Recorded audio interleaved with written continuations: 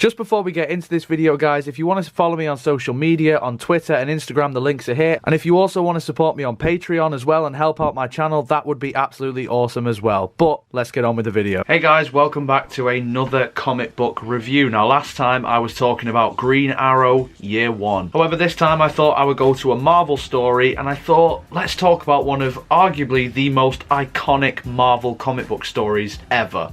It was also loosely turned into a film, and I am going to compare the two as well, but that is Civil War. Now, I've had this graphic novel for a long time. As soon as it was announced that they were making a Civil War movie, I thought, well, I better go and check out the comic book. So it's not like I've read this after the film and my mind has sort of been warped by the film and what to expect, because I did actually read this first. Now, if you've seen the film and you haven't read the comic book, then there are quite a few differences. So I will sort of lay out the basic premise of the book. There will be some minor spoilers in here, but I imagine you'll probably get the general gist of it anyway. So Civil War is basically a comic book story that starts off with a disaster caused by a group of younger superheroes who get in way over their head, and it results in the death of quite a few people. This in turn causes the government to create the Superhero Registration Act, which means that anybody who is a vigilante, a masked hero, they have to register their identity to the government, and it has to be known as public knowledge so people know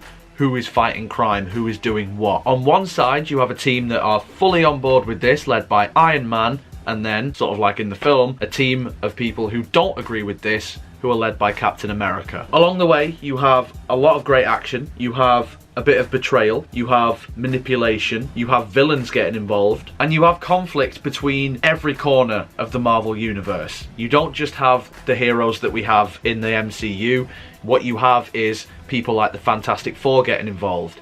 The X-Men are involved in this. Spider-Man. You've got the likes of Daredevil and Luke Cage and Miss Marvel and all sorts of heroes that weren't even in the film. So in that regard, in terms of scale, this is a hell of a lot bigger. And I actually really like that aspect to it. I like the fact that you have these big ensemble casts of superheroes fighting against each other. Now, considering that this is, like I say, arguably Marvel's most iconic storyline, it doesn't quite live up to the hype for me. Now, the first time that I read it, I definitely enjoyed it quite a lot. Upon rereading it, I've got to say, there's a lot of stuff in there that I'm just a bit lukewarm on. I think the characterization of both Iron Man and Captain America is handled quite poorly. I think Tony Stark especially is just a massive bellend in this comic book.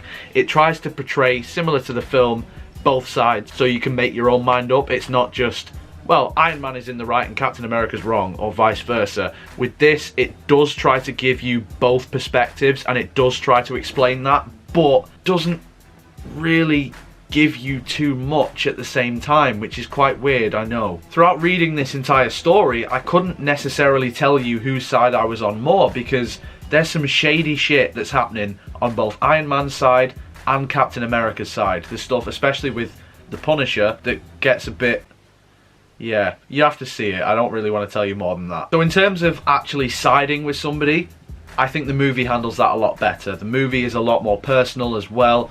I think, for me at least, throughout the first half, when it comes to the Sokovia Accords, I'm fully on board with Captain America. Then, when it comes to the whole reveal of Bucky is the one who killed the Starks, I'm on Iron Man's side. And I like that. I like that I have that conflict as the audience, whereas with this, it's very much just I'm watching two people disagree with each other, or reading two people disagree.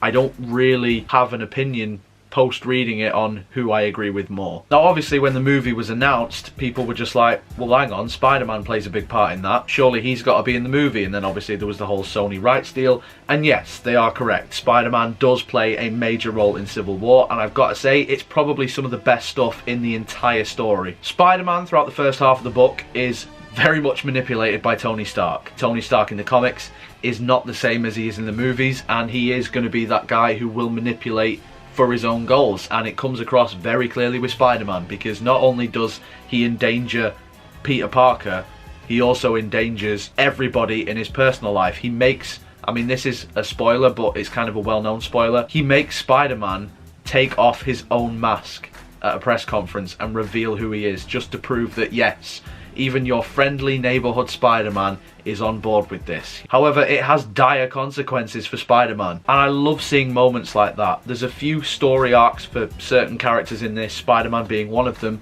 that are really compelling. I think the other one is the Fantastic Four, because it basically splits them totally down the middle. Reed Richards is very much on Tony Stark's side, and initially Sue Richards is as well. It is Sue Richards at this point because they are married, so that's why it's even more impactful. And I like seeing that conflict with a group that is, you know, Marvel's first family, the Fantastic Four. You see a big struggle between Sue, you see a big struggle with Johnny Storm, the Human Torch, and also something that plays into that is you see the public's reaction, something that you don't get in the movie. You do see how the public do react to superheroes now. They're just like, yeah, you're just a costumed arsehole. I don't know who you are.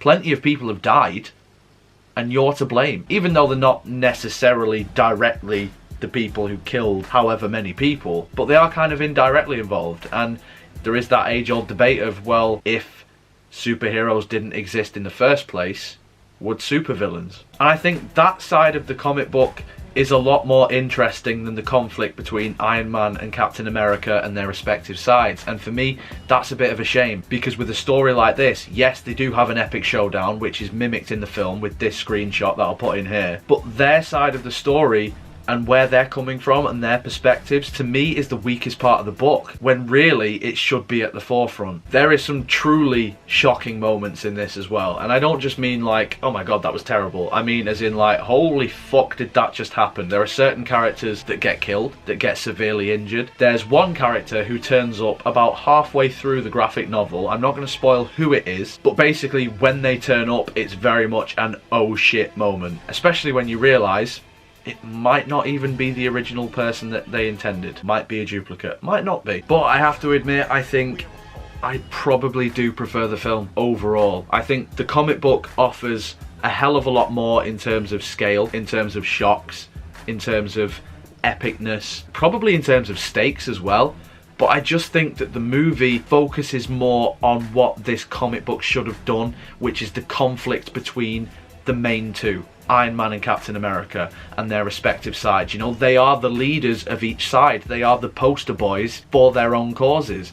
And yet, they don't feel that way. Like I say, there are more compelling story arcs in this, with characters like the Fantastic Four, like Spider-Man. I think the film does a really good job of establishing exactly where Steve Rogers is coming from and exactly where Iron Man is coming from. You might not necessarily agree with their respective views, but you can understand how they've got to that conclusion. With this, it feels almost rushed, where it's like Iron Man's just like, yeah, you know what, we should be registered, and Steve is just like, no, we shouldn't. Feels a lot more organic in the film. Is it worth the read though? Yeah, of course it is. Like I say, it's one of Marvel's most iconic storylines for a reason. It has got some incredible moments in here. It does have some incredible panels and artwork and everything like that. It is definitely worth a read. It is a fairly chunky graphic novel, but it's not totally impossible to read and get through in, I don't know, a week or so. Well, it depends how much free time you have, I suppose. You could do it in a day if you wanted, or during a really long shit, I don't know. But yes, it is definitely worth the read. It is definitely worth the pick up. And again, I wouldn't say it's the worst story ever. I wouldn't say it's the best, but I understand why it's as iconic as it is. But I would still give it a solid 7 out of 10. It can get confusing in places as well, purely from the standpoint of if you're not fully caught up with what is happening in the Marvel Universe at that time. Some things might not be as impactful, so like I mentioned, there's a surprise character that turns up. During that time, you might not understand why that's as epic as it actually is, but if you're invested in the Marvel Universe around that time, then you'll understand why. But that's what I mean, it does kind of alienate you in certain places. Upon initial reading, I didn't know something about a certain character, so to me it didn't feel as impactful as it probably should have done. Either way, just read it for yourself and see what you think. In the comments below, guys, let me know what you think. Have you read Civil War? Do you prefer it to the film or not?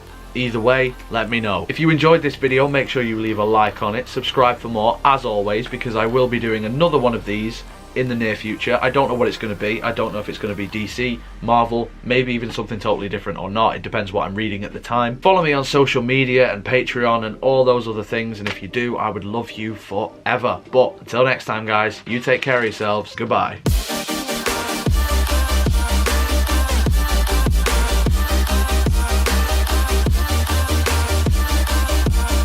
This is so beautifully drawn. I mean, just how epic is that? That's just so fucking cool. I love it.